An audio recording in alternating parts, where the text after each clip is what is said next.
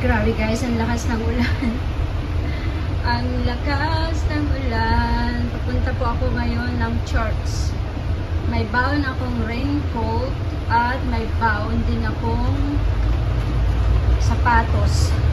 Look, oh my gosh. Grabe guys. Maghapon yung ulan ngayon. Then, o'clock na ng gabi. Pauwi na ako galing sa church. Ang lakas pa rin ng ulan. Look. Basang-basa ang aking sapatos. Yung aking sapatos, see? Basa.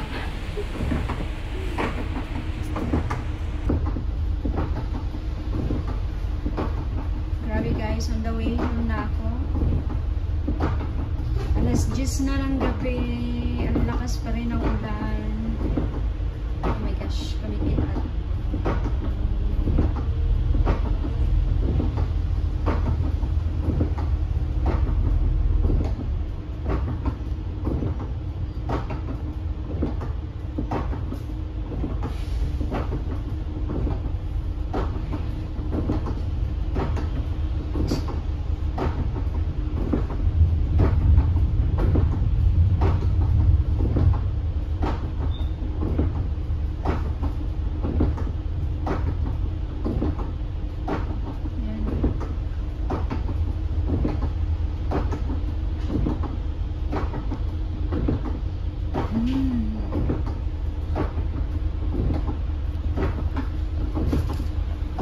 Mag-video ako ngayon.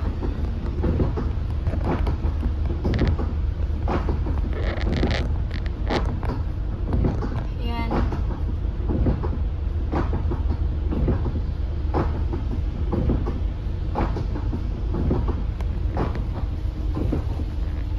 So for sure makakarating ako ng bahay mga 10:15. Di pala ako uminom ng tubig ngayon. Nanuno yung aking lalamunan. Kumain ako ng dinner, hindi uminom ng tubig. Kaya pala ako nauuhaw. Parang tuyong-tuyo yung aking lalamunan.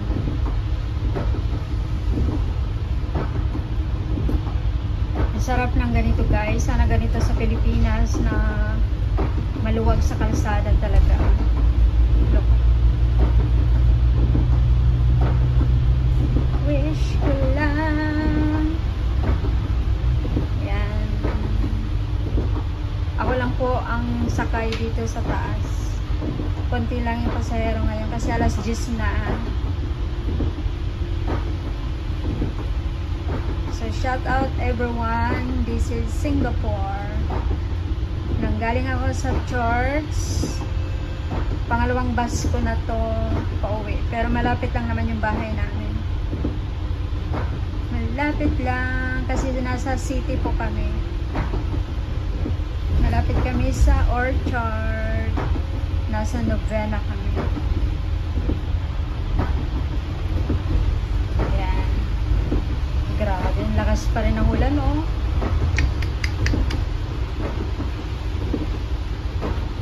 Hindi na ako nag-raincoat kasi pauwi na naman. Kanina nag-raincoat ako kasi para hindi ako mabasa.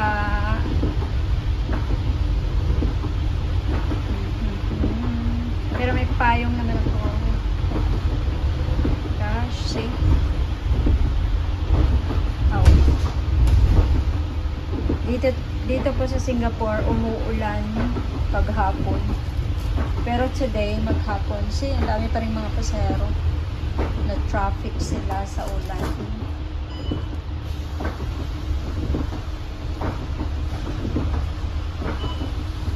Wow. Tingnan mo naman. See? Oh my gosh.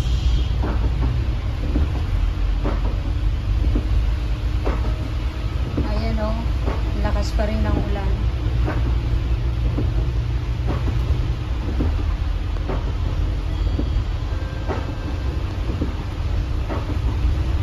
So mga ano na lang, 3 bus stop na lang, bababa na ako. Hi! non-stop yung paggawa ng mga building dito sa Singapore. Ayan. Inaayos yung kalsada. Siguro MRT na naman itong ginagawa dito. Aray. Ayan. Siguro MRT na naman yung ginagawa dyan. Yung may harang na yan. Thomas Road. Ay, naantok na ako.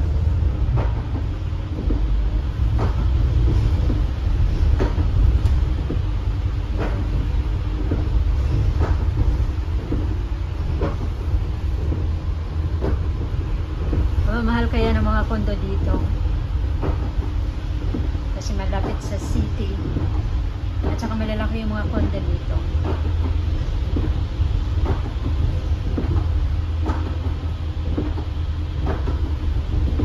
Mga kondo po ng Orchard at saka Novena ay mga pangmayaman. Ayan.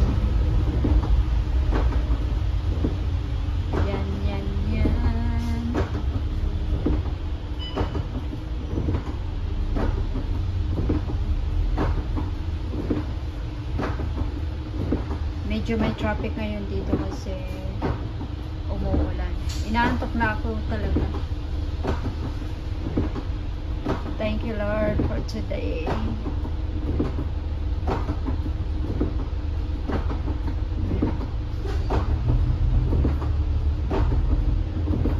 Dito po sa bawat bus stop may mga bubong yung bus stop kaya walang problema yung mga tao.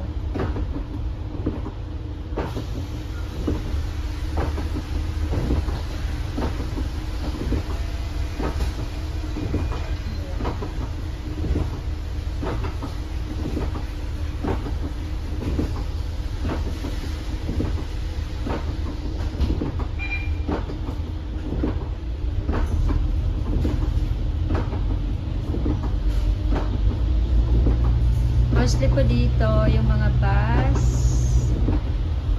double deck. Ayan. Malapit na ako. 2 stop na lang.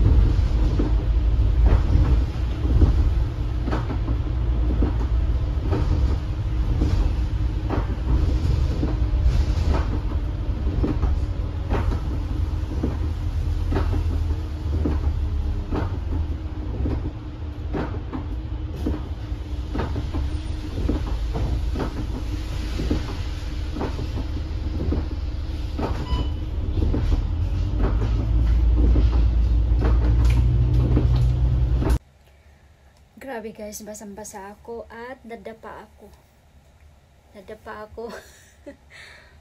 Oh my gosh, ayan oh. Ang laki ng aking pasa. Ang sakit. Oh my gosh. Nadulas kasi ako. Bumili ako kanina ng aking dessert. Hindi ko siya nakain. Kakainin ko siya. Nandito na po ako sa bahay. Nagbihis na ako. Ang lakas ng ulan.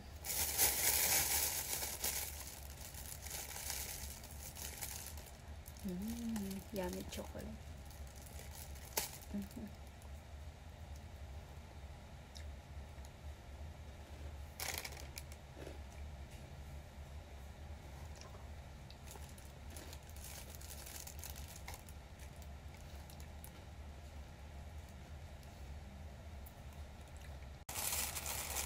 Grabe guys, ang sakit ng tuhod ko. Sakit ng tuhod ko, tapos nayupi yung payong ko. Magangain ako.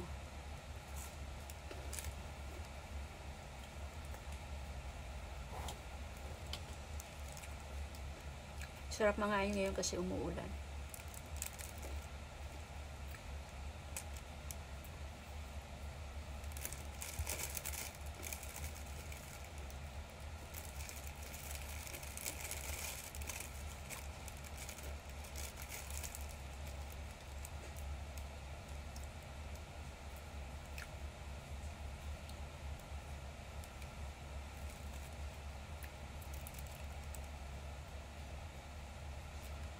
Bait talaga ng mga amo ko.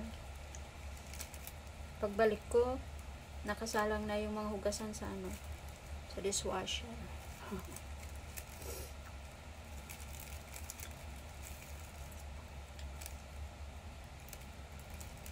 Sarap.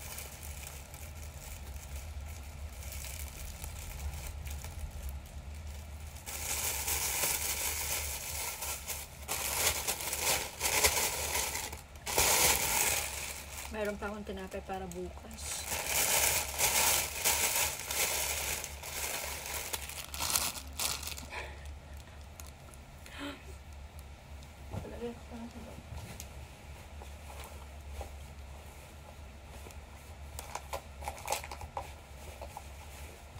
Kala ko nawala yung headset ko.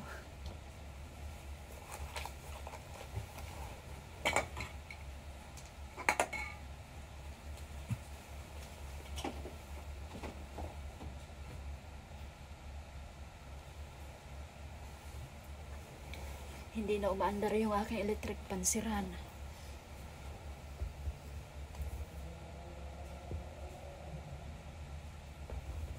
Madumi na sa loob.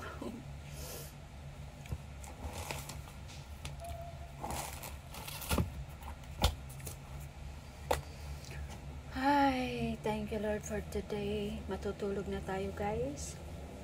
Ay, magtututbrush pa pala ako.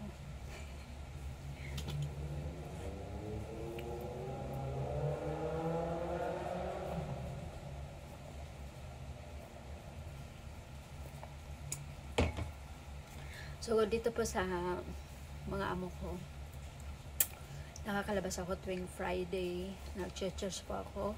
Umalis ako ng bahay 7. Tapos, nakakauwi ako ng bahay mga 10:30 na. Depende sa bus at depende kapag maagang natapos si pastor sa kanyang preaching. Like 9 pa lang, nakakahabol agad ng bus. Pero mostly kasi si pastor, alas 9:30. 9:30 na siya natatapos. Hi, thank you Lord for today. Thank you guys. Babush.